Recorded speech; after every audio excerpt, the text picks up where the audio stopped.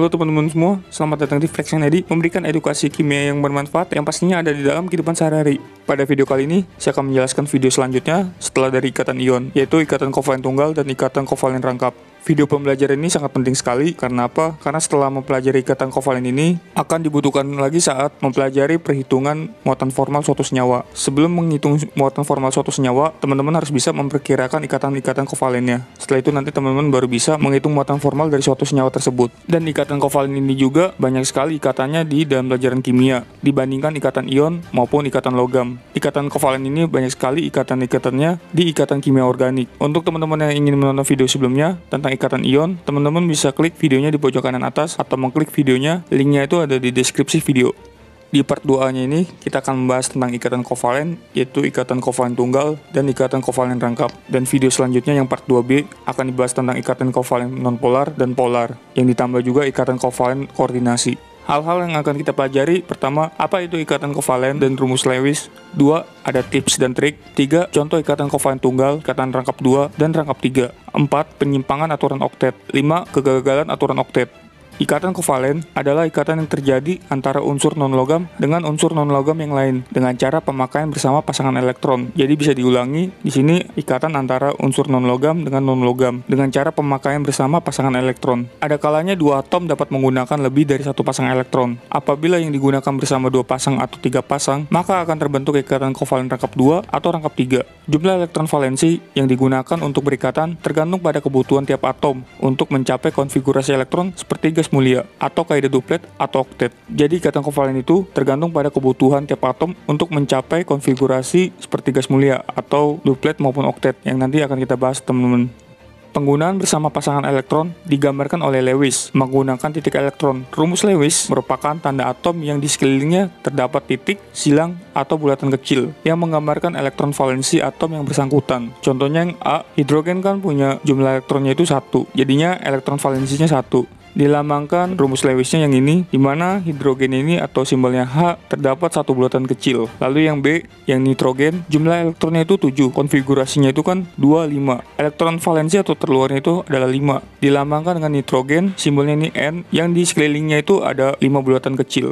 Lalu yang C, oksigen, konfigurasinya itu kan 26, elektron valensinya itu adalah 6. Dilambangkan dengan O, dikelilingi oleh 6 bulatan kecil. Yang D, untuk yang atom klorin, konfigurasinya itu kan 287, elektron valensinya itu 7. Dilambangkan dengan Cl, yang dikelilingi oleh 7 bulatan kecil.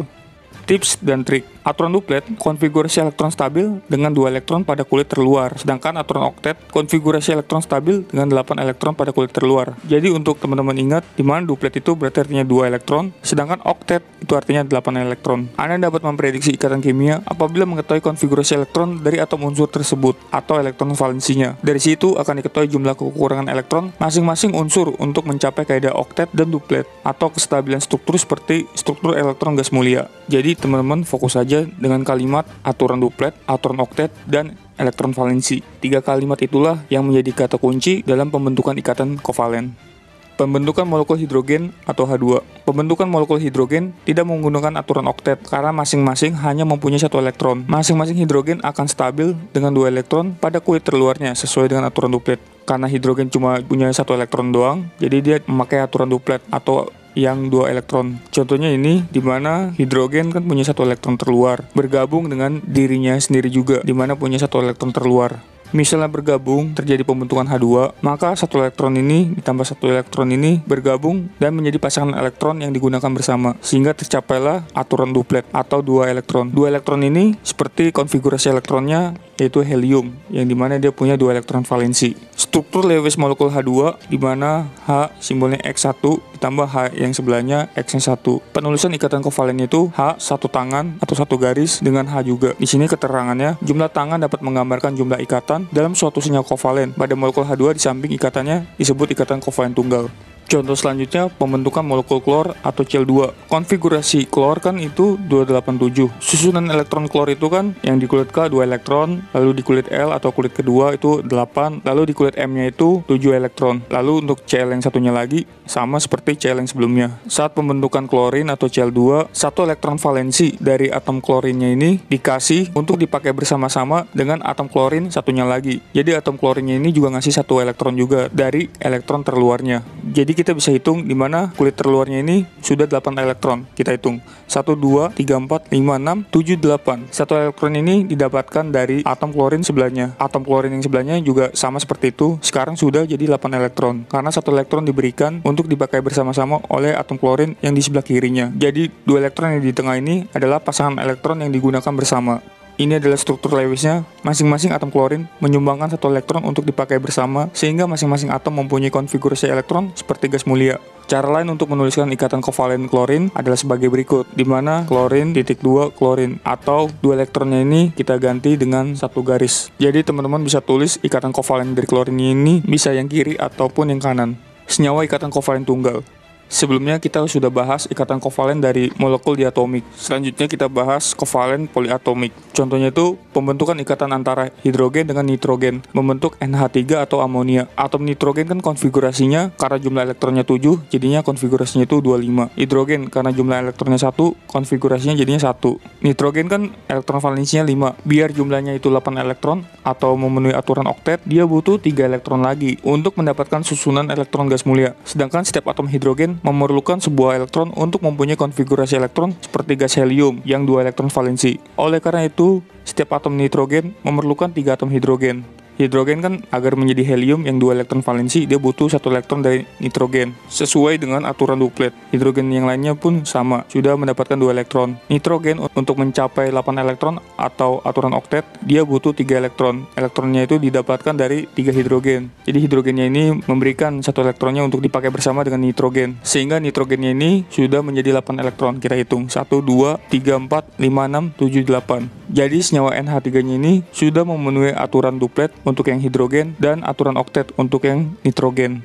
Contoh lain pembentukan ikatan antara hidrogen dengan karbon membentuk CH4 atau metana. Hidrogen kan punya 1 elektron, lalu karbon ini punya 6 elektron, lalu konfigurasi karbon kan 24. Hidrogen yang punya 1 elektron kita simbolkan dengan X, ditambah karbon yang punya 4 elektron terluar atau 4 elektron valensi. Kita simbolkan dengan 4 bulatan hitam yang mengelilingi karbon ini. Hidrogen untuk mencapai aturan duplet atau 2 elektron, dia butuh 1 elektron, yaitu dari atom karbon. Sedangkan karbon untuk mencapai aturan oktet atau konfigurasinya itu 8 elektron, dia butuh 4 elektron lagi. 4 elektronnya itu didapatkan dari hidrogen. Hidrogennya itu harus ada 4, sehingga hasilnya seperti ini. Kita coba hitung. Hidrogen kan sudah 2 elektron, hidrogen yang lainnya pun sudah 2 elektron juga, sehingga sudah memenuhi aturan duplet. Yang karbonnya kita hitung. Total elektronnya itu sudah 8. Jadi karbonnya ini sudah memenuhi aturan oktet atau konfigurasi 8 elektron. Kita bisa gambarkan struktur Lewisnya ini menjadi seperti ini teman-teman, di mana C strip H lalu C strip H dengan hidrogen-hidrogen lain. Ini adalah molekul metana dengan 4 ikatan kovalen.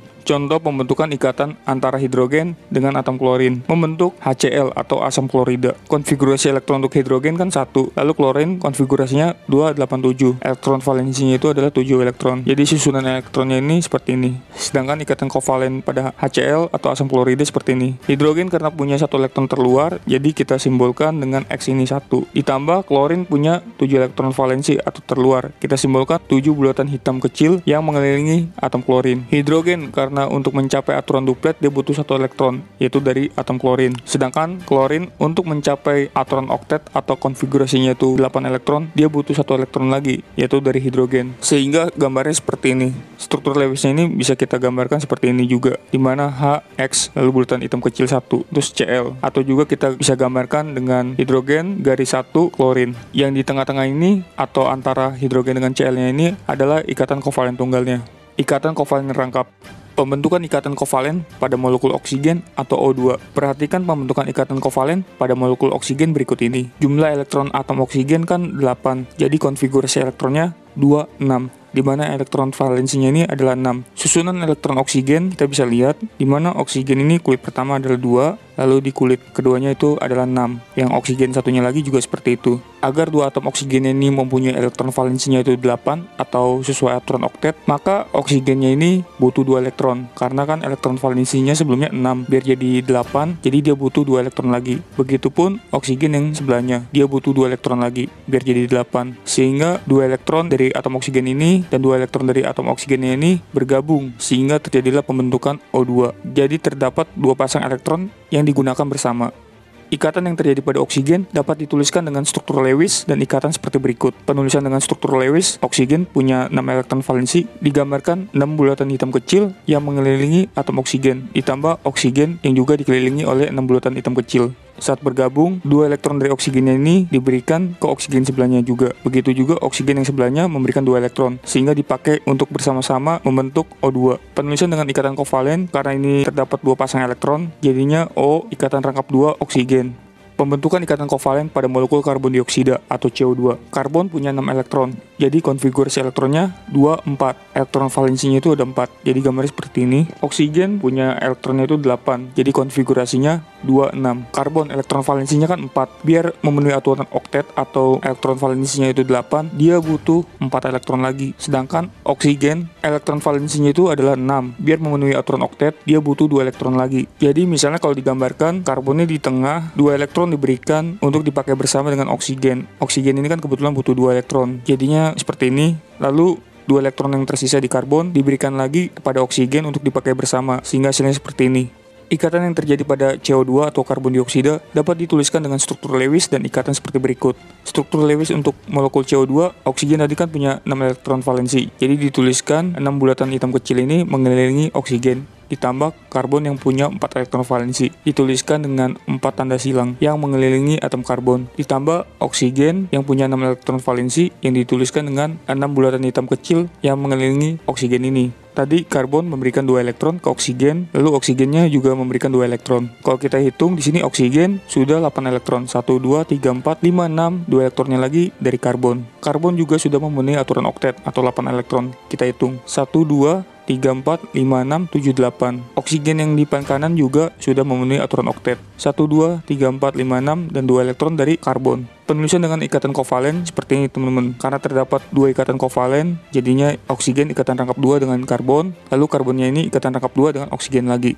Pembentukan ikatan kovalen pada molekul nitrogen atau N2. Perhatikan pembentukan ikatan kovalen pada molekul nitrogen berikut ini. Nitrogen kan punya 7 elektron, jadi konfigurasi elektronnya itu 25. Susunan elektronnya itu di kulit pertama itu ada 2 elektron, lalu di kulit L ini atau kedua itu ada 5 elektron. Lalu satu nitrogennya lagi sama. Nitrogen kan elektron valensinya 5, jadi biar memenuhi aturan oktet, dia butuh 3 elektron lagi. 3 elektron ini dari nitrogen lain, sehingga elektron valensi nitrogen yang baru adalah 8 elektron. Dimana kita bisa hitung, di sini elektron valensinya sudah 8. 1, 2, 3, 4, 5, 6, 7, 8. Begitupun nitrogen yang sebelahnya, 1, 2, 3, 4, 5, 6, 7, dan 8. Ikatan yang terjadi pada nitrogen atau N2 dapat dituliskan dengan struktur Lewis dan ikatan seperti berikut. Struktur Lewis molekul nitrogen. Nitrogen punya 5 elektron valensi, jadinya digambarkan bulatan hitam ada 5 mengelilingi nitrogen, ditambah nitrogen juga yang sama, dikelilingi 5 bulatan hitam kecil. Lalu saat bergabung, 3 elektron nitrogennya ini diberikan untuk dipakai bersama-sama dengan nitrogen sebelahnya, sehingga terbentuklah ikatan rangkap 3. Penulisan dengan ikatan kovalen seperti ini teman-teman, di mana N ikatan rangkap 3 dengan N. Penyimpangan aturan oktet. Walaupun semua ikatan kovalen mematuhi aturan oktet, ternyata masih ada beberapa senyawa yang menyimpang dari aturan oktet. Misalnya senyawa PC5 atau disebut fosforus pentaklorida, borana atau BH3, nitrogen dioksida atau NO2, boron triklorida, dan sulfur heksafluorida. Hal ini disebut penyimpangan atau pengecualian aturan oktet, yaitu A. Oktet yang tidak sempurna. Maksudnya, senyawa yang mempunyai unsur dengan elektron valensi kurang dari 8, misalnya Be atau berilium dalam berilium klorida, dan boron dalam boron triklorida. Kita bisa lihat struktur Lewis dari berilium klorida. Atom klornya ini, kalau kita hitung jumlah elektronnya sudah 8, jadi sudah memenuhi aturan oktet. Dan atom klor sebelahnya juga. Sedangkan yang berilium ini atau Be hanya 4 elektron, bukan 8 elektron. Jadi berilium ini menyimpang dari aturan oktet. Contoh lain misalnya terdapat boron triklorida. Atom klornya ini sudah memenuhi aturan oktet, atau jumlahnya sudah 8 elektron. Klor yang lain-lainnya juga sudah memenuhi aturan oktet. Sedangkan yang boron, kalau kita hitung 1, 2, 3, 4, 5, 6, bukan 8. Jadi boron ini menyimpang dari aturan oktet. Jadi inilah contoh senyawa untuk oktet yang tidak sempurna. B. Oktet yang diperluas. Maksudnya, senyawa yang mempunyai unsur dengan elektron valensi lebih dari 8, misalnya P atau fosfor dalam fosfor pentaklorida dan sulfur dalam sulfur heksafluorida atau SF6. Contoh pertama kita lihat ikatan kovalen dari sulfur heksafluorida. Atom sulfur ada di golongan 6A, jadi dia punya 6 elektron valensi. Tetapi dia mengikat sampai 6 atom fluor. 6 elektron valensinya ditambah 6 atom dari fluor menjadi 12 elektron. Sedangkan aturan oktet kan 8 elektron. jadi dia melebihi dari aturan oktet. Lalu kita ke contoh yang PC5 atau fosfor pentaklorida. Fosfor itu kan ada di golongan 5A, jadi dia punya 5 elektron valensi. Tetapi kita bisa lihat fosfor ini mengikat 5 atom klor, sehingga 5 elektron valensinya ditambah 5 elektron dari atom klor. Totalnya itu elektron valensinya menjadi 10, melebihi dari aturan oktet. Jadi itulah contoh senyawa untuk oktet yang diperluas. Lalu kita bahas yang C, elektron yang tidak berpasangan. Maksudnya, senyawa yang mempunyai unsur dengan elektron valensi ganjil atau tidak berpasangan, misalnya nitrogen dioksida. Kita bisa lihat oksigen ini sudah memenuhi aturan oktet, 8 elektron. Oksigen yang satunya juga sama teman-teman. Tapi nitrogennya ini kalau kita hitung jumlah elektronnya 1, 2, 3, 4, 5, 6, 7, 8, dan 9. Jadi nitrogennya ini totalnya ada 9 elektron. Nitrogen ini kan golongan 5A, jadi dia ada 5 elektron valensi. Sehingga ada 1 elektron yang tidak berpasangan. Contohnya ada tanda silang yang sendiri di atas ini. Jadi itulah contoh senyawa untuk elektron yang tidak berpasangan. Setelah kita membahas contoh-contoh senyawa yang menyimpang dari aturan oktet, kita bahas tentang kegagalan aturan oktet. Aturan oktet gagal meramalkan rumus kimia senyawa dari unsur transisi maupun post-transisi. Unsur post-transisi adalah unsur logam setelah unsur transisi. Misalnya gallium atau Ga, stannum atau timah atau Sn, dan bismut atau Bi. Stannum atau timah mempunyai 4 elektron valensi, tetapi senyawanya lebih banyak dengan tingkat oksidasi plus 2. Begitu juga bismut atau Bi yang mempunyai 5 elektron valensi, tetapi senyawanya lebih banyak dengan tingkat oksidasi plus 1 dan plus 3. Pada umumnya, unsur transisi maupun unsur post-transisi tidak memenuhi aturan oktet. Jadi di tabel periodik itu terdapat logam-logam yang memiliki macam-macam bilox atau bilangan oksidasi. Karena banyaknya variasi bilangan oksidasi, aturan oktet ini jadi tidak berlaku. Jadi begitulah teman-teman tentang kegagalan aturan oktet. Tetapi selebihnya yang sudah kita bahas sebelum-sebelumnya, ikatan kovalen dari senyawa-senyawa memenuhi aturan oktet. Di video selanjutnya, kita akan mempelajari tentang ikatan kovalen koordinasi. Teman-teman bisa cek langsung. Sekian video dari saya tentang ikatan kimia, membahas tentang ikatan kovalen tunggal dan ikatan kovalen rangka part 2A. Untuk teman-teman yang masih ada pertanyaan seputar video ini, teman-teman bisa tulis pertanyaan teman-teman di kolom komentar. Dan apabila video ini bermanfaat, teman-teman bisa klik like dan share ke teman-teman kalian agar teman-teman kalian juga dapat manfaat dari video ini. Sekian dari saya ucapkan terima kasih.